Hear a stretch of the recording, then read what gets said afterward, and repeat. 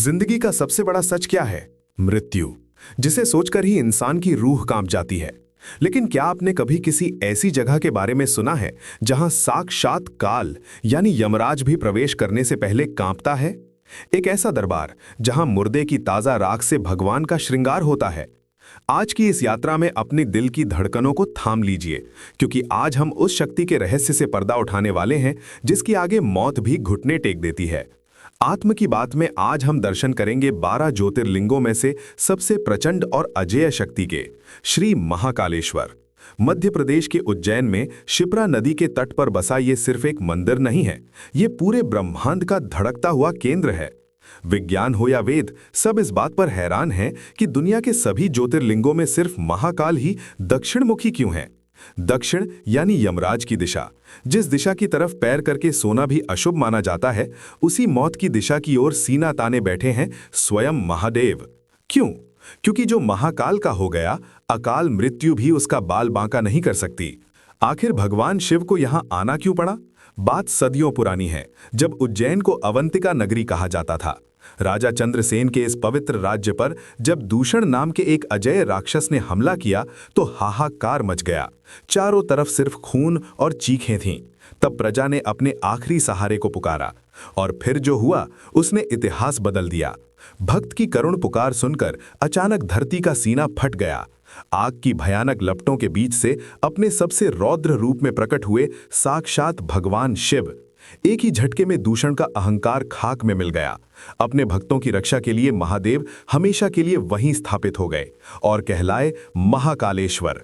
लेकिन महाकाल का सबसे बड़ा रहस्य उनकी आरती में छिपा है, भस्म आरती।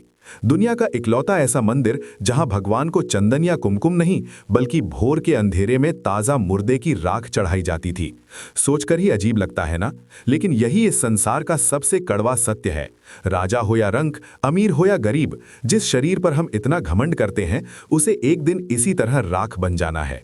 भस्म उस वैराग्य का प्रतीक है जो हमें सिखाता है कि जो कुछ भी है वो सिर्फ आज है। महाकालेश्वर 12 ज्योतिर्लिंगों में से एक है, लेकिन इसकी कुछ अनोखी बातें इसे सबसे अलग बनाती हैं। ये एकमात्र ज्योतिर्लिंग है जो दक्षिण दिशा की ओर मुख किए हुए हैं। दक्षिण दिशा को यम यानी मृत्यु की दिशा माना जाता है, इसलिए महाकाल काल के भी काल हैं। ये लिंग स्वयं प्रकट माना जाता है। इसे किसी ने स्थापित नहीं किया, बल्कि ये अपने आप प्रकट हुआ। महाकाल मंदिर 3 स्तरों में बना है। नीचे महाकालेश्वर, मध्य ओंकारेश्वर, ऊपर नागचंद्रेश्वर, जो साल में सिर्फ नाग पंचमी को खुलता है। कहा जाता है जब इंसान का समय खराब होता है तो दुनिया उसका साथ छोड़ देती है, लेकिन अगर वही इंसान महाकाल की शरण में चला जाए तो समय भी उसके आगे झुक जाता है। महाकाल का अर्थ है काल के भी स्वामी। जो महाकाल की शरण में आता है उसे मृत्यु का भय नहीं रहता। जीवन की कठिनाइयां कल होने लगती हैं, आत्मा को शांति मिलती है। जब सुबह 4 बजे ढोल नगाड़ों और शंख की गूंज में महाकाल को भस्म चढ़ती है तो वो सिर्फ एक आरती नहीं होती, वो ब्रह्मांड का सबसे पवित्र नृत्य होता है। और हाँ, इसी मंदिर के सबसे ऊपरी हिस्से में एक ऐसा द्वार है जो साल में सिर्फ एक दिन नाग पंचमी को खुलता है। नागचंद्रेश्वर महादेव का वो रहस्य आज भी लोगों की समझ से बाहर है। महाकाल सिर्फ एक ज्योतिर्लिंग नहीं है, महाकाल एक गुरूर है, एक एहसास है जो हमें जीने का सही मतलब सिखाते हैं।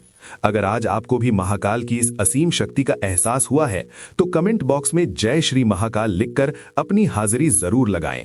इस वीडियो को अपने परिवार के साथ शेयर करें ताकि हर शिव भक्त को इस रहस्य का पता चले। अगली वीडियो में हम चौथे ज्योतिर्लिंग का सफर तय करेंगे। तब तक आत्म की बात से जुड़े रहें।